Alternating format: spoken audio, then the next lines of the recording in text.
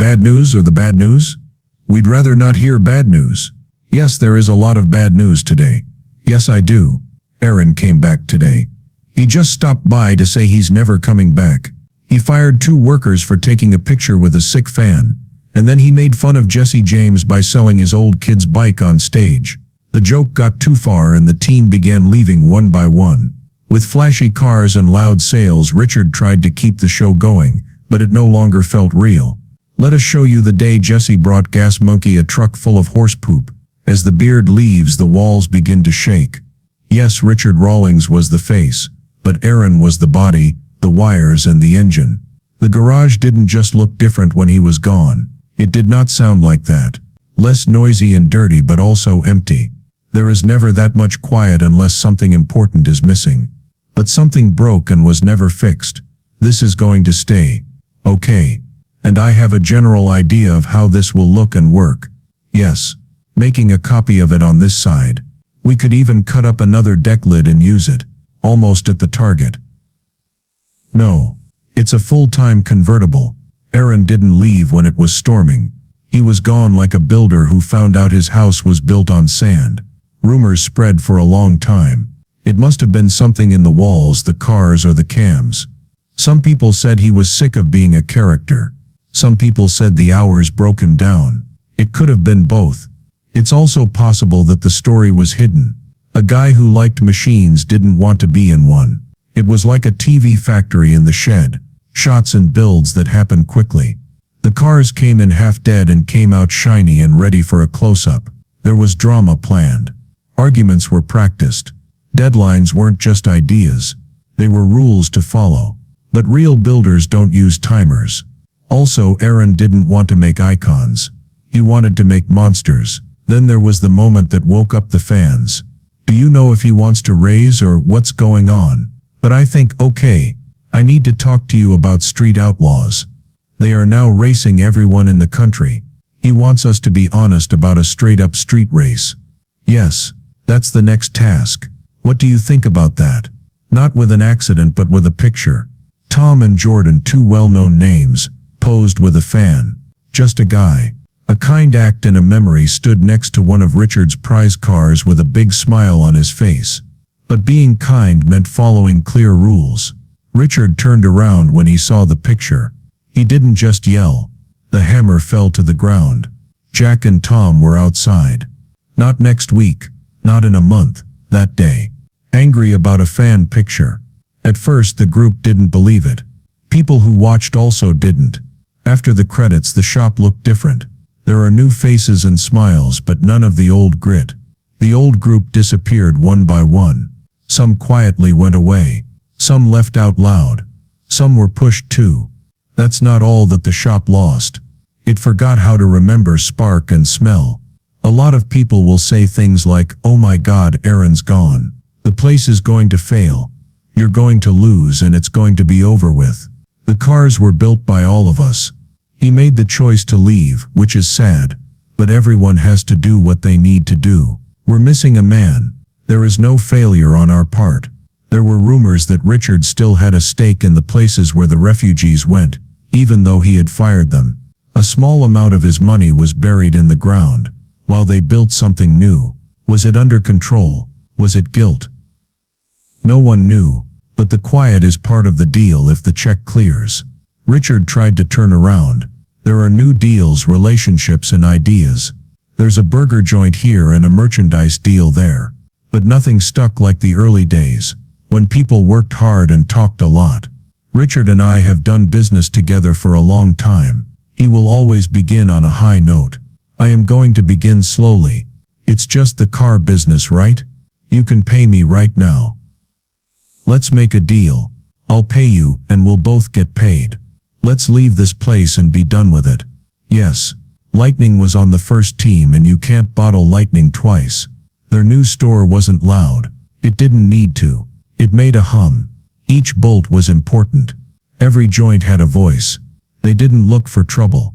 From the late 1950s to the late 1970s they built reputations around Fords. Has chrome, weight, roar and no plastic or flash. It only has strength. Things got weirder after that. People talked in whispers. Aaron had help from well-known people. It's possible that Richard himself. Could the person who fired him be behind his comeback? Fans were not sure what to think. But in this world, silence generally means something. Back at Gas Monkey, the builds kept coming, but the life was leaking out like oil from a pan that's been broken.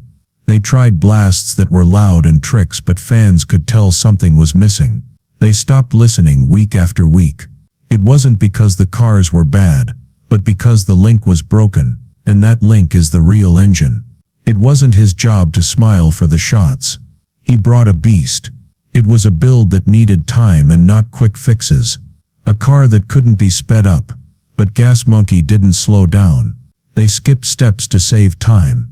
But the engine sputtered, and then died when they tried to start it. Jay didn't need to say anything. It was his face that did it. Sadness filled the air like burned rubber. I just can't do both of these things. We build so quickly because we build so much. It keeps me busy all the time. So I really believe it's time. It wasn't just a missed shot. It was a message. They were in a hurry, and it left a mark.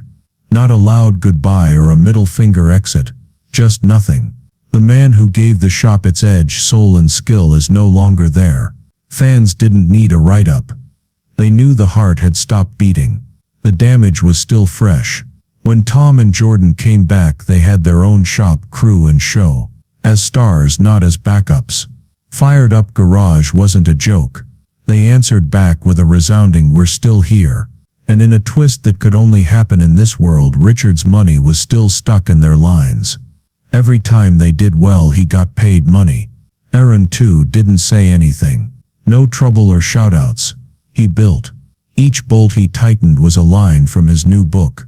A good story that didn't need tape recorders. Not a roar machine, a pedal bike, or things from your youth. Act like it's a joke and put it on stage. People laughed. Richard laughed even more. When it sold for more than $800, people laughed really hard. It wasn't a sale. That was a jab. To tell us that old fights never go away. They just go on tour. Things got worse just when it looked like they couldn't get worse. The group breaks up, making the shadow longer. The awkward quiet that Aaron Kaufman left behind was a sign of what was to come. The bolts that held Gas Monkey Garage together started coming loose one by one. The next ones to fall were Tom Smith and Jordan Butler. It wasn't just mechanics. They were sounds, faces, and ways of acting. They were dropped, not thrown out, but they were part of the beat. Shots were fired in quiet, over a picture of a sick fan next to a Rolls-Royce that Richard owned. The picture didn't mean any harm or disrespect, but it did cross some kind of line.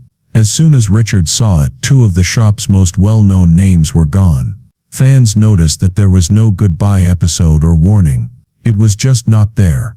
The show kept going, but the speed changed. The new people looked away. They had clean cuts, were sharp, and were good for the camera, but they didn't have the same grit. The laughs seemed like they were practiced.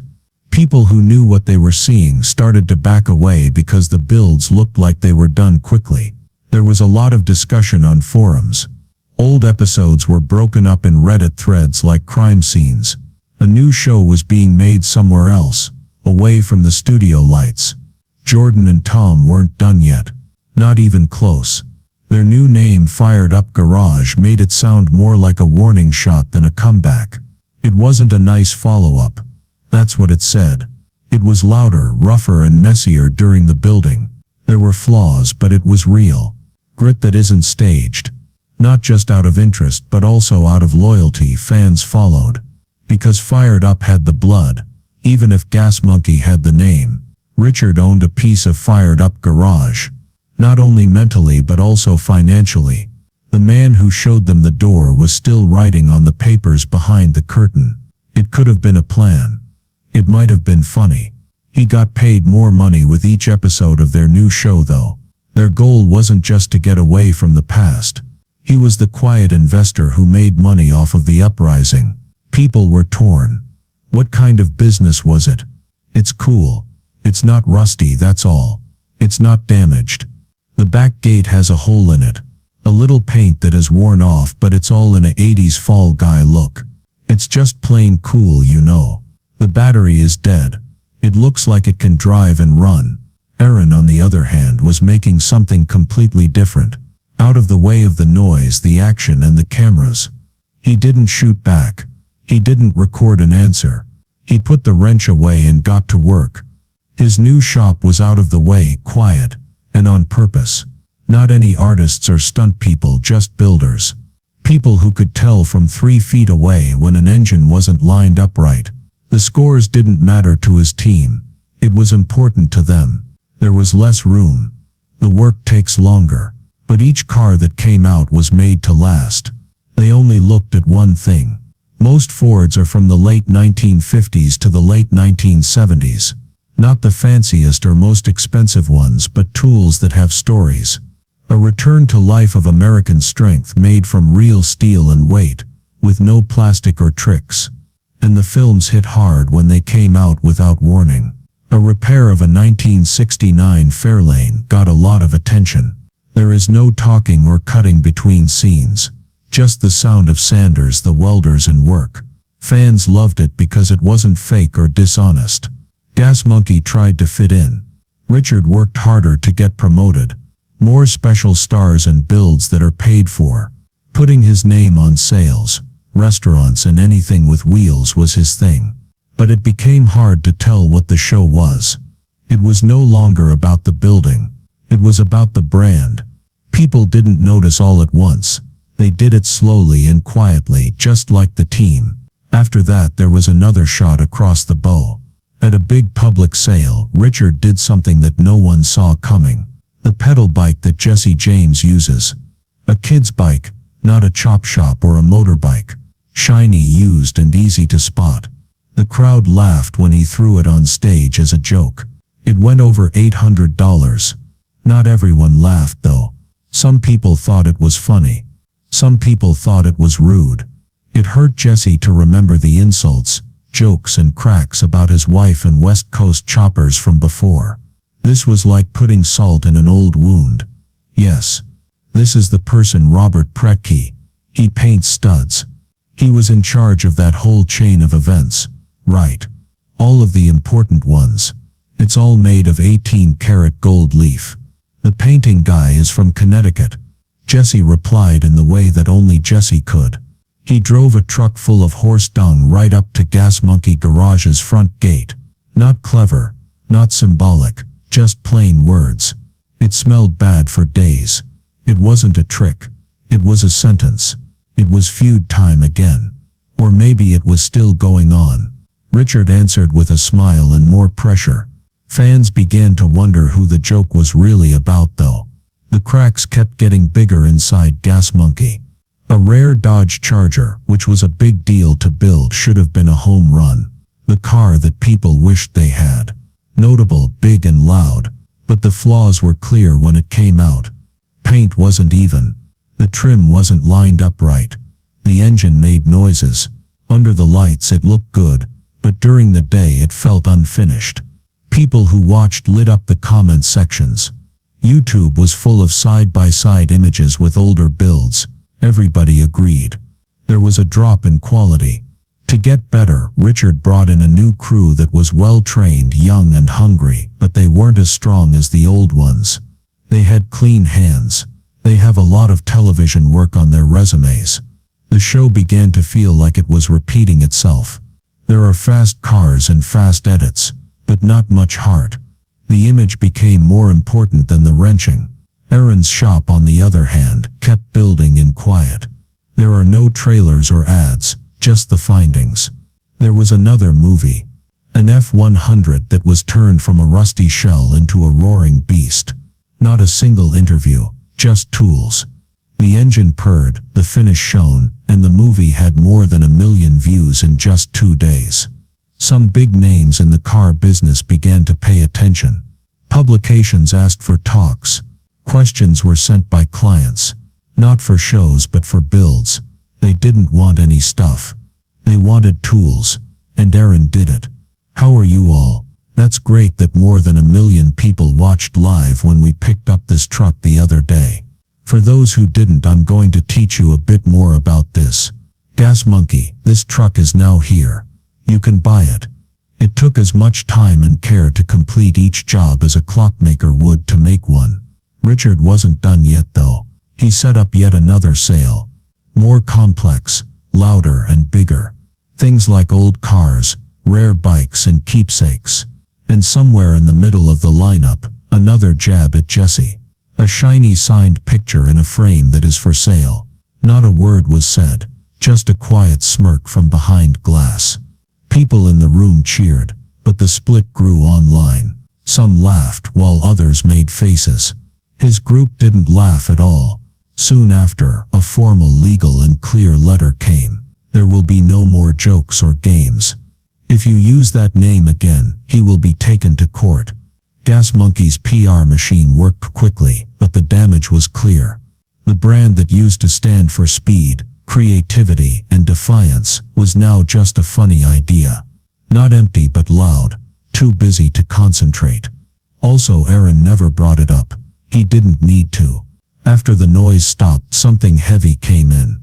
The bid, the echo, and the end of the show. Richard Rawlings wasn't just running an event by the time the third sale came around. He was doing his best to stay important. People were still interested in the Gas Monkey name, still made flashbulbs work. But something quieter had begun to settle down below the noise. Almost like being tired. Not from the builds or engines, but from the act itself. Richard did more than sell cars. He had memories for sale. Putting up a memory. Getting people to believe that everything was still as loud and alive as it used to be. He knew better though. This time it wasn't a powerful car or a rare import that was the big deal. It wasn't even a machine. It was an electric bike. The old bike that Jesse James had. It was brought back into the spotlight like an old joke that has been told too many times.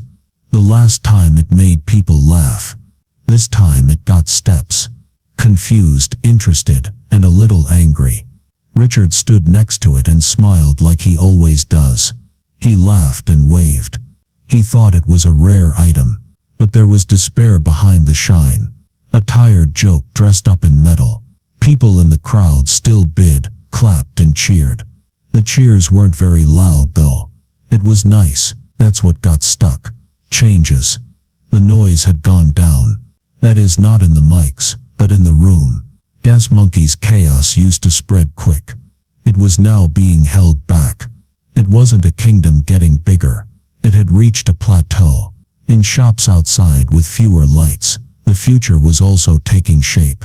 Aaron Kaufman hadn't written anything in a while. There are no interviews or teasers, just a few grainy pictures of dirty overalls and panels that are only half done. Still, the excitement was growing. Shared clips and word of mouth are the only ways to get proof. It seemed like Aaron was rebelling, but not in a big way. Not the kind that you market with a line of t-shirts.